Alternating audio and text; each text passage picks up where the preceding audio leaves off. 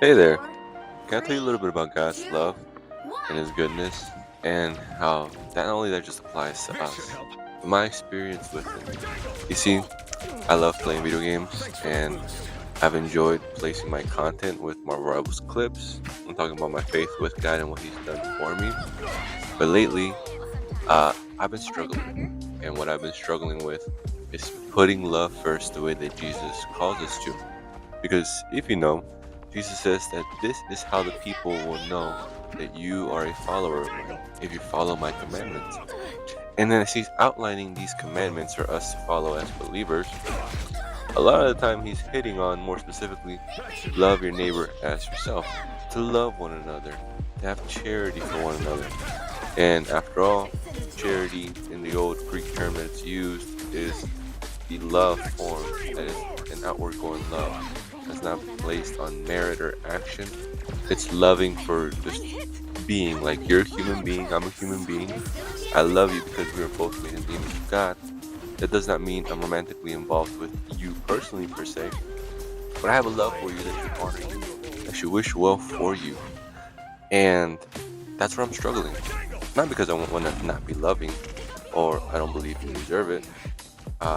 You see, in the Old Testament, when God, before Jesus came into the picture, God told His people with a term that is very familiar nowadays, which is an eye for an eye, a tooth for a tooth, meaning that if you do this to me, you get that back, possibly even double. So if somebody stole from you, you get to have something of their property. That's what the term an eye for an eye went from. But Jesus, in His time, when He came back to Jerusalem, foretold everybody, one of the examples that He brought up also was an eye for an eye. He said, it was known before that it would be an eye for an eye.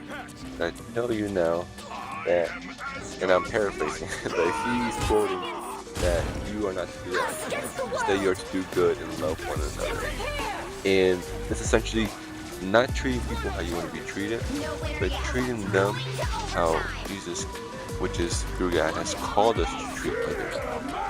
Now again, the reason why I'm having a hard time with this is because I like, personally speaking, I grew up in an environment, in a household where love was defined as I do good for you, you do good for me. It's transactional, it's action. And that has skewed my perception of love, right? Now, I do not just say that to disregard or say, hey, it's okay for me to do those negative ways, because it's not. After all, I am a new creation, I'm born again, I have the freedom to choose better and to follow in that. So, in saying this, when it comes to putting that love first, I think one of the best examples of a character archetype that I enjoy is leadership characters. Like Captain America, for example.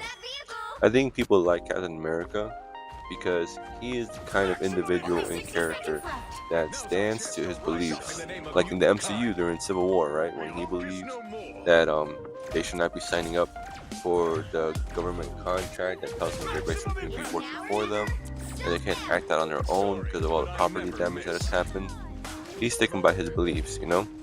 Or when he believes, is another example, that he should respect other people and honor them, even if he disagrees with them.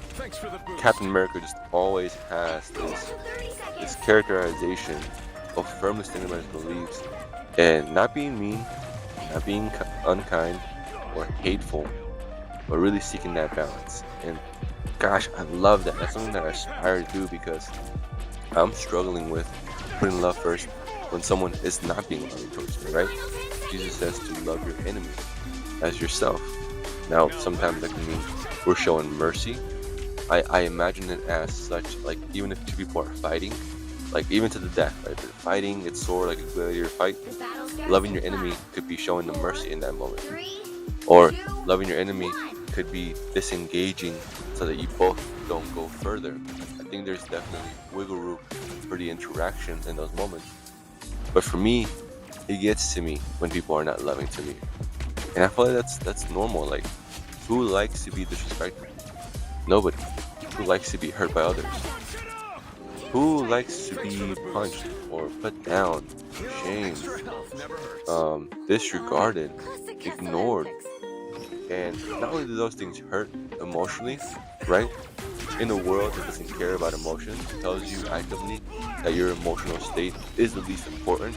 Like they'll tell you your mental state is more important. They'll tell you your physical state is more important. They'll even tell you your spiritual state is even more important. But they disregard a lot of emotions. They'll tell you that your emotional state should not matter. You should just get over it. But it's a core fundamental aspect of who we are and how we operate. And like something that is crooked, if it's not correct, then excuse us. Now, I say this because when I put love first, and I'm just talking in general, but I'm putting love first, and it's not being reciprocated, that part of me that's used to the transactional love is like, okay, bro, like I just did this for you, and I'm being loving, you know. Like even something as simple as like, hey man, I'm honoring you right now. I'm speaking very kind, very loving, very patient. And sometimes in this game in particular, it's so funny. Like last night, I played with a guy who had a name that was Christian-like, and we were in the ban phase. I accidentally banned.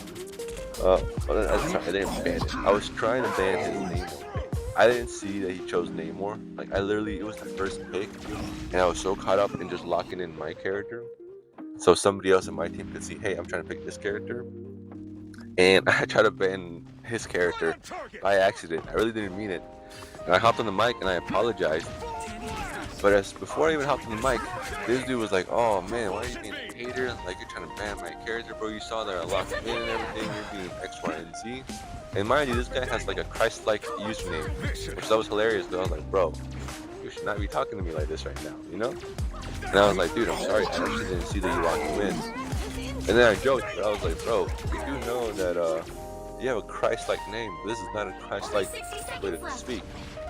Now, I know the guy heard it and he didn't speak to me afterwards, and I wasn't trying to shame him, but I also realized in that moment, at the same way that I do not represent Christ's character correctly, if I don't put that love first, it's very easy for somebody who I have a brief interaction with to also not show Christ-like character in the way that you're supposed to. And no, I'm not knocking the guy, like it's just a game, it's whatever. I'm sure maybe he had a losing streak or something. But how do I represent Christ's character if when I'm called to put love first, I don't want to? You know what's funny? Got this Bible verse this morning. This is Corinthians 10:13. Now I'm reading off the New Living Translation. And it says, "The temptations in your life are no different from what others experience. And God is faithful. He will not allow the temptation to be more than you can stand. When you are tempted, He will show you a way out so that you can endure." And man, putting that love first, I've been struggling with. Not because I don't want to, I really want to. Like, I really do. I genuinely want to put love first. I'm having to work past my flesh and past myself. Put that love first, even when the temptation feels like I should justify myself. Even when the temptation feels like I should vindicate myself. Even when the temptation feels like my feelings over somebody else's. But if Jesus operated in that same way, He wouldn't have gone on the cross. Jesus went on the cross and He was sweating blood. And it's medically known that when you sweat blood, if you were to do that, it's because you are under such significant stress that your body is reacting to it. So if Jesus, who did not want to go on the cross, if He would have obeyed His feelings, I wouldn't be walking in the grace and favor and blessing that I do now. I mean, my life is perfect under God. Thank you. Hey man, I got children, I'm married, I'm blessed, I live in a great economy, I'm blessed economically, I'm blessed spiritually, in health, mental state, all these things. Even if I have problems come and go. After all, the word also says that the righteous suffer many problems, but the Lord delivers them from them all. And I can attest to that because I have been delivered. And so, if no temptation is too great for me to experience, and that includes putting love for others, and that means I can overcome that too. And if I can be brief and tell you that I'm struggling with it, And I know that I can tell you that if you have some other struggle that you're dealing with, just lean onto God and cast your cares to Him. Because you know what? When I cast my cares to God and I tell Him how I feel, no matter how ratchet it may seem, how vindictive, or just venting, and I'm pretty straightforward and blunt with the Lord, and I'm honest with Him. But He's there for me. He's gonna be there for you because He is faithful. The whole point is that He is more faithful than you and I can be. He is faithful whether you and I choose not to be or choose to be. If you and I go on a whole streak for the rest of our lives to being amazing and faithful and wonderful, He still is more than that. So I want to just give praise and God and honor to the Lord because of His goodness and His mercy and His love. Because it's in His loving kindness that He drew me in, like His word says. And I hope that in His loving kindness you give Him a shot. And you hear a little bit of my testimony right now. And I encourage you to read the word for yourself. Because as I love to quote, taste and see that the Lord is good. And to taste something, you gotta try it. I hope you try it out and see what God can do for you and how He can love you. And if you're struggling with putting love first, it could be because you have a lot of hurts. So I nudge you to give those hurts onto God, like I've been practicing. Because God is good, God is great, He's kind and loving, and His mercy endures, not just forever, but they're new every day. So I hope this video blesses you. Take it easy. Amen.